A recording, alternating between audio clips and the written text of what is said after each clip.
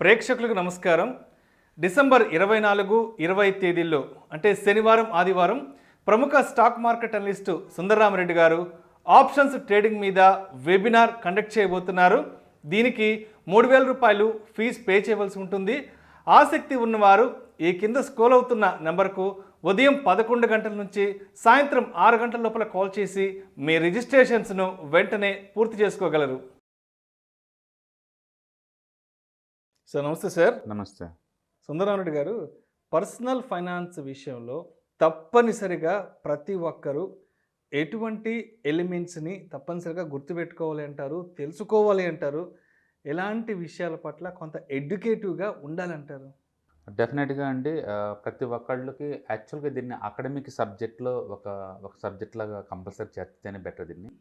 ఎందుకంటే చాలామందికి even job చేసే వాళ్ళకు కూడా మనీ ఎలా మేనేజ్ చేయాలో తెలియపాటు నిజంగా దురదృష్టకరం. ఎందుకంటే మనీ అనేది నెసరీ. మనం ఏదైనా వర్క్ చేస్తున్నామంటే బికాజ్ ఆఫ్ మనీ అనమాట. మనీ ఉండడం వల్ల అన్ని ప్రాబ్లమ్స్ తీరపోవచ్చేమో కానీ మెజారిటీ ప్రాబ్లమ్స్కి అయితే సొల్యూషన్ దొరికింది. ఆ మనీని ఎలా సంపాదించాలి, ఆ మనీని ఎలా మేనేజ్ చేయాలి, ఆ మనీని ఒక టూల్గా వాడి ఎక్కువ డబ్బులు ఇంకా ఎలా గ్యాదర్ చేయాలో ఈ పర్సనల్ ఫైనాన్స్ ద్వారా మనకి అర్థమవుతుంది అనమాట.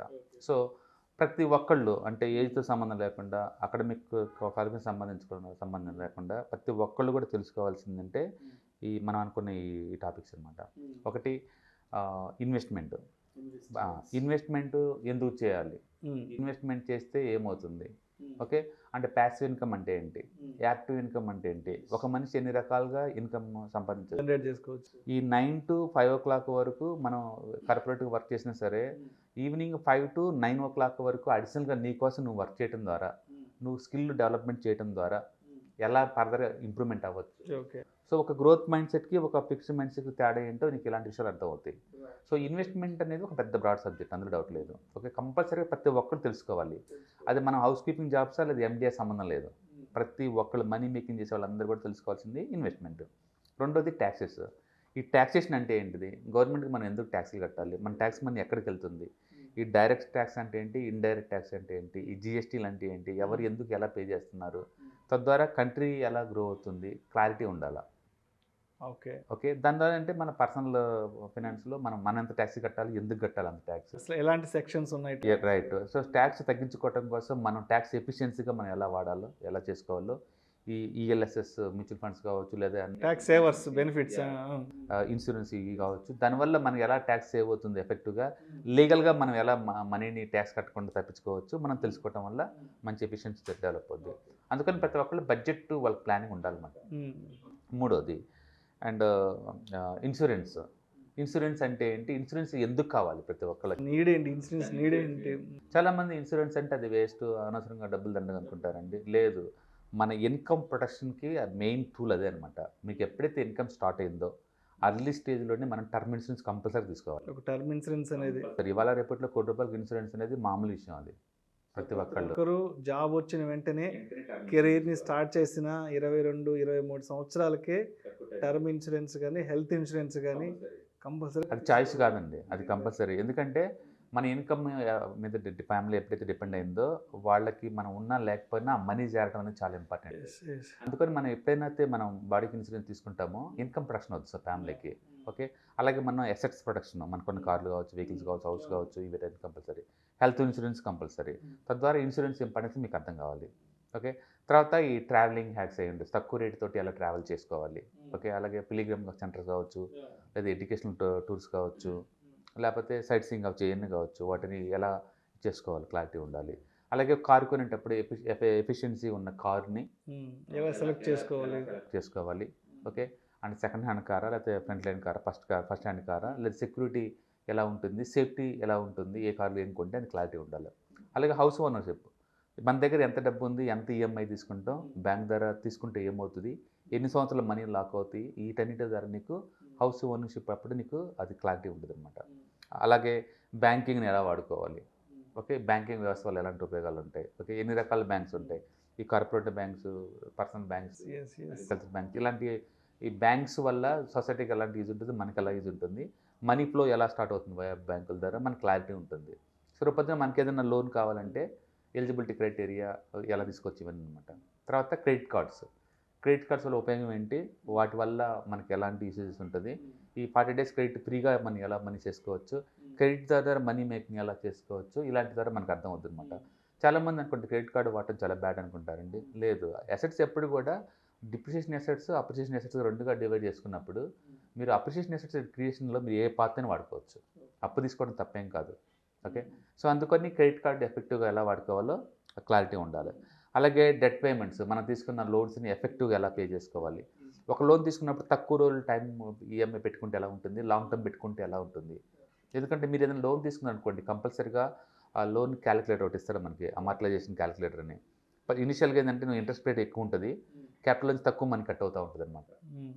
సో నీకు ఆ ప్రాసెస్ నీకు అర్థమైంది. తక్కువ టైంలోనే లోన్ రీపేమెంట్ చేసామనుకోండి, నీకు చాలా ఇంట్రెస్ట్ తగ్గిపోద్ది. అందుకని మనకి ఏదైనా బోనస్ మనీ వచ్చినప్పుడు లేదా అడిషనల్ అమౌంట్ వచ్చినప్పుడు ఇమ్మీడియట్లీగా లోన్ క్లియర్ చేస్తూ ఉంటే కనుక ఆల్మోస్ట్ 20% సేవ్ అవుతూ ఉంటుంది అనమాట. అందుకని లోన్ పేమెంట్స్ చేసుకోవడం బెటర్ అప్పుడప్పుడు. ఇట్లా ఈ ఇన్సూరెన్స్ కావచ్చు, క్రెడిట్ కార్డు యూసేజ్ కావచ్చు, అలాగే ఈ లోన్స్ గురించి కావచ్చు, బ్యాంకింగ్ నుంచి కావచ్చు, ట్యాక్సేషన్ గురించి కావచ్చు, ఒక ఇన్వెస్ట్మెంట్స్ కావచ్చు, ఒక సేవింగ్స్ గురించి కావచ్చు, వీటన్నిటి తెలుసుకోవడం వల్ల ఏంటంటే మనీని ఎఫెక్టివ్గా ఎలా మేనేజ్ చేయగలం, ఎలా క్రియేట్ చేయాలో, ఒక ప్యాసివ్ ఇన్కమ్ మీద ఎలా సర్వైవ్ అవ్వాలో నేర్చుకోవచ్చు.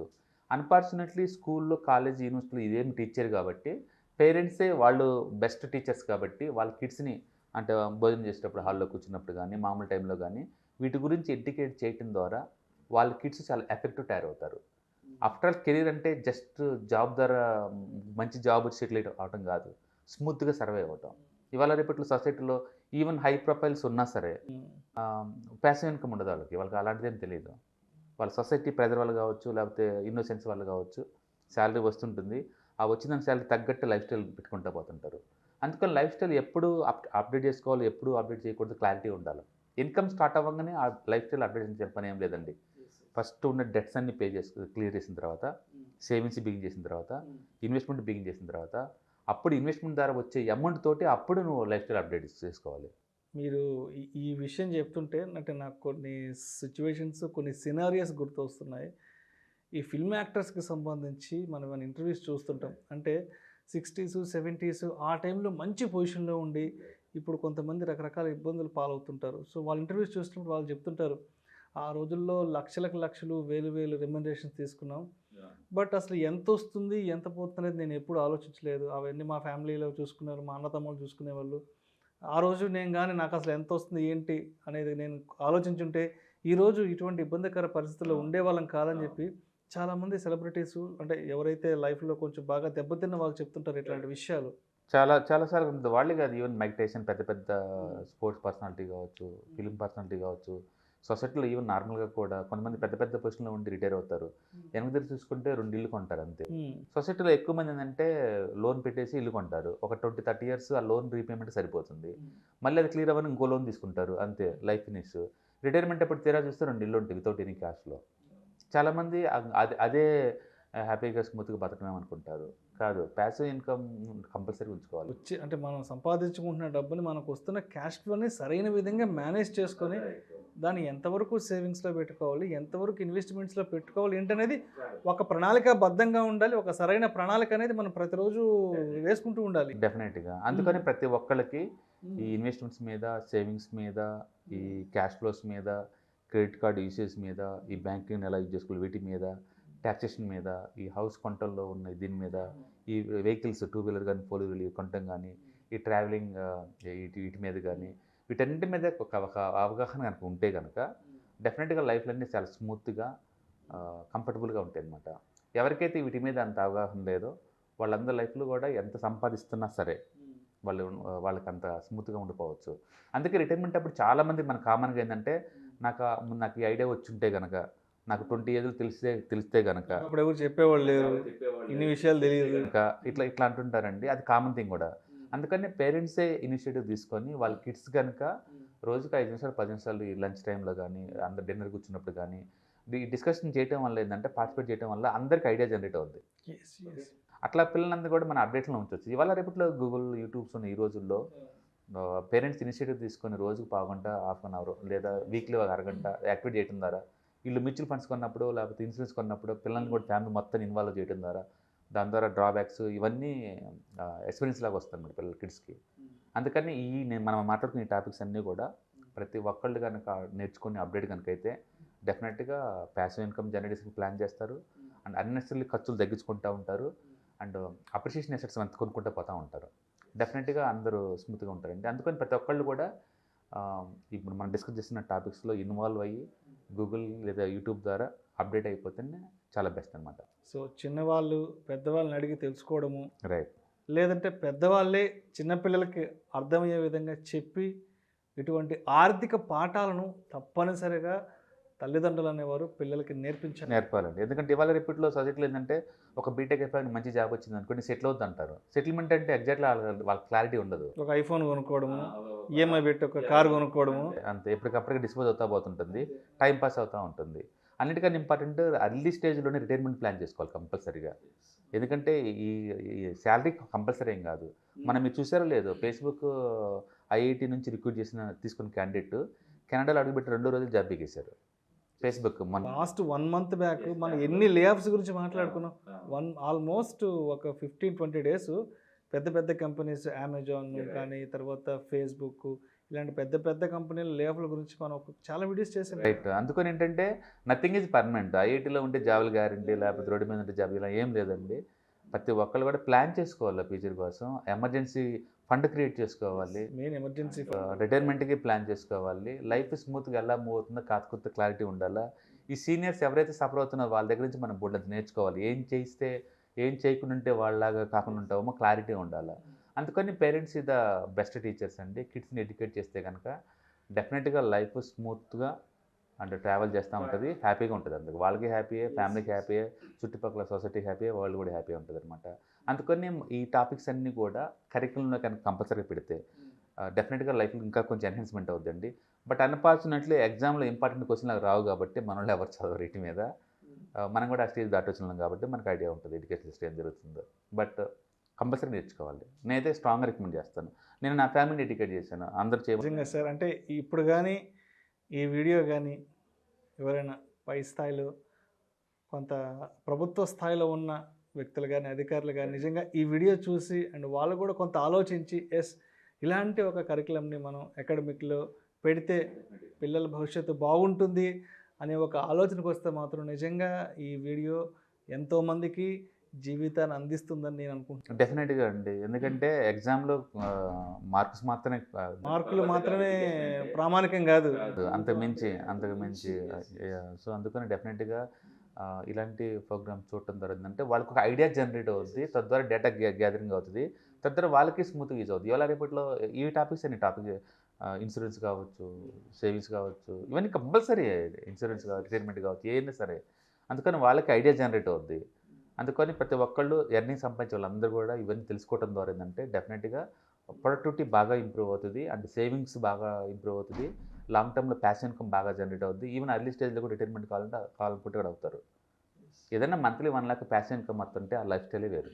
రేపంటూ ఏం జరిగిద్దో భయంగా బతికే వాళ్ళతో పోల్చుకున్నప్పుడు ఏం చేయకుండా 1 lakh వస్తున్నప్పుడు పల్లెటూరుకి వెళ్ళి హ్యాపీగా ఎంజాయ్గా లైఫ్ స్టైల్ బతకవచ్చు. ఎందుకంటే రేపంటూ ఎవ్రీ మంత్ 1 lakh వస్తుంది కావాల్సిందే ఉంది.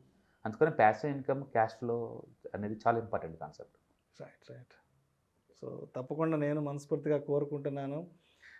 ఇప్పుడు మనం ఏవైతే ఈ వీడియోలో మాట్లాడుకున్నామో ఈ వీడియో తప్పనిసరిగా మన తెలుగు రాష్ట్రాలకు సంబంధించిన విద్యాశాఖ అధికారులకు ఈ వీడియో చేరాలని, వాళ్ళు కూడా ఈ వీడియో చూసి ఆలోచించి నెక్స్ట్ అకాడమిక్ ఇయర్లో దీన్ని కూడా ఒక కరికులంలో పెట్టాలని మనస్ఫూర్తిగా కోరుకుంటున్నాను సార్.